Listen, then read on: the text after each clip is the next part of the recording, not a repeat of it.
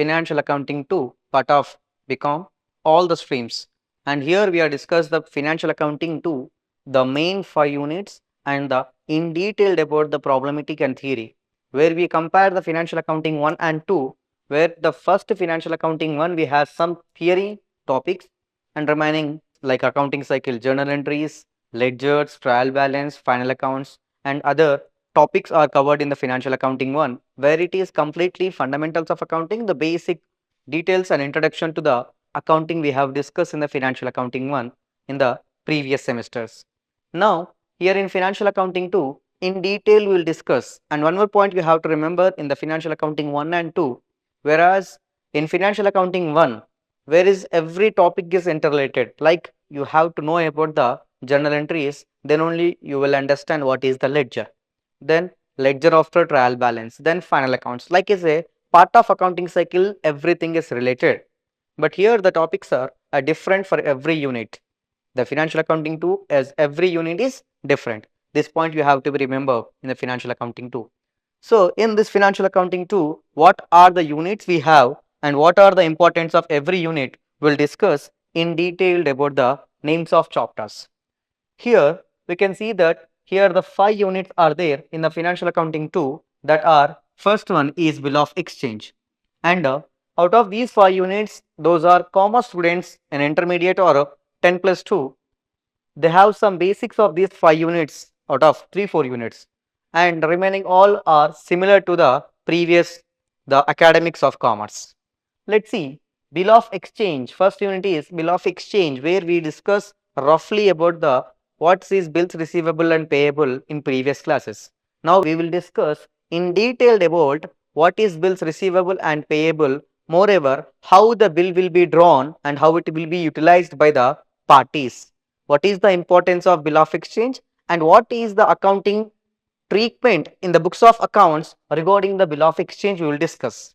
So in this unit we will discuss mainly how the bill of exchange will be considered in the point of view of the both the person who draw it and the person who accepted the bill. According to the both parties, how the bill of exchange will recorded in the books of accounts and how it will be shown in the books of accounts of the both parties, and what is the nature of bill of exchange, and including the other topics like promissory note and what mean by the negotiable documents, this kind of other theory topics, and the especially journal entries in preparation of and issue of the bill of exchange, how it will be recorded in the books of accounts we will discuss in the first unit, whereas second unit will discuss about the consignment accounts, as we have some experience or knowledge about the consignment accounts, where the two persons, consignor and consignee, will do the business, the part of the business, how they will maintain the accounts, and what are the details they have to record it, and who required to know the profit about the consignment business, the definition, meaning, and as well as the accounting procedure of consignment business, we will learn in the second unit, and how to find out the profit or loss by doing the consignment business, we will discuss in the consignment accounts. Now you understand that why did I say that every unit is completely interdependent. It means not related to the other one. It means completely every unit is different, which is not depending on each other, right?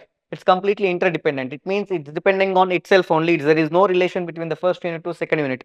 For example, if you discuss the financial accounting one, where we discuss the journal entries, and then we'll discuss about the ledgers and subsidiary books and trial balance or final accounts.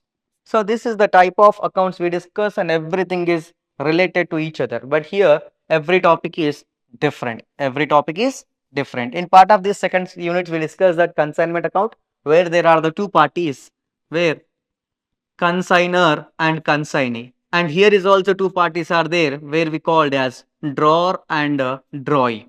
Two parties, and here also two parties. That is why very easily we can remember here most of the problems are related to the two parties of the accounts, right? Third one is joint venture. Most of the commerce students, this is a complete a new topic we can consider, joint venture. It is almost similar to the consignment, but is a difference of ownership in the joint venture. In detail we'll discuss what is the joint venture, how the accounts will be prepared in the books of joint venture, what are the methods are there to prepare the joint venture, we will discuss in the third unit.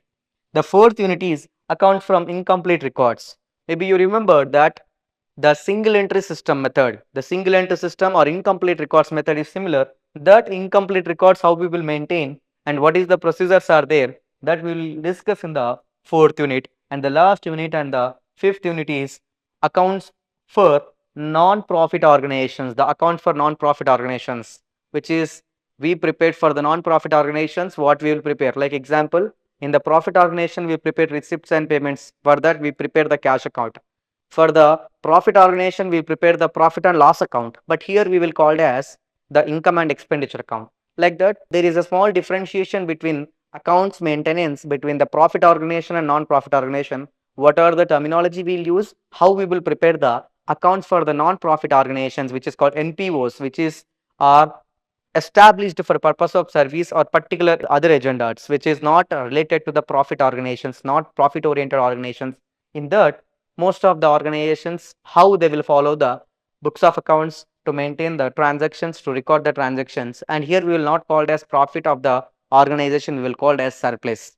So there is a terms difference and the procedure different compared to the profit organization accounts and to the non-profit organizations of accounts. And these are the 5 units we will discuss in the part of financial accounting 2, and we will go with the order with the unit wise, and every unit will have the complete different aspects and parties and maintenance of accounts and books. And however we are recording all those things, accounts completely depends on the principles of accounting. So you have to know about the principles of accounting from the financial accounting 1, then you will easy to do this all the types of financial accounting 2 problems from the 1 unit to 5th unit. And this is the a rough overview about the 5 units of the financial accounting 2.